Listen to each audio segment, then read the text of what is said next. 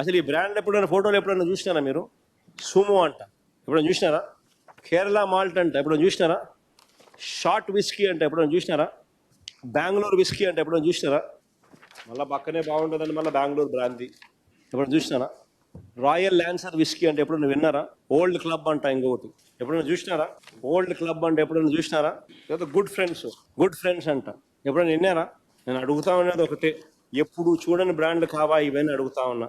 ఏ శాస్త్రీయత ఆధారంగా ఈ ఆర్డర్లు ప్లేస్ చేస్తా ఉన్నారని అడుగుతా ఉన్నా.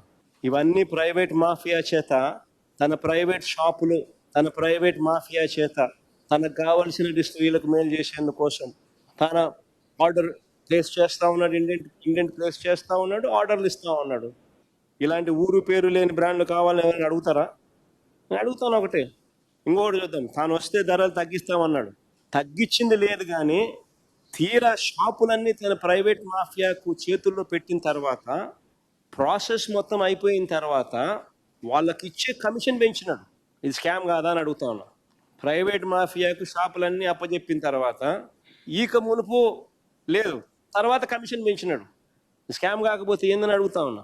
ఎంఆర్పి కన్నా అధిక ధరకు నేను అడుగుతాను. ఇంతమంది విలేకరులు ఉన్నారు, పోండి గ్రామాలకు పోండి, బెల్ట్ షాపులకు పోండి, ఆడికి పోండి, ఇటుకి పోండి, ఎత్తకండి.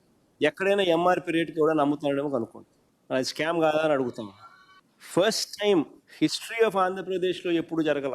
99కే లిక్కర్ అని చెప్పి ఇస్తానని చెప్పి ఏకంగా లిక్కర్ క్వాలిటీని తగ్గించి, ఇంతకు ముందున్న లిక్కర్ క్వాలిటీ కన్నా ఒక లెవెల్ తగ్గించి క్వాలిటీ ఈరోజు లిక్కర్ అమ్ముతున్నారు.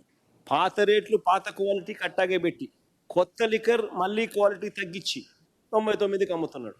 అది కూడా పక్కన రాష్ట్రాల్లో 10 రూపాయలు తక్కువ. మళ్ళా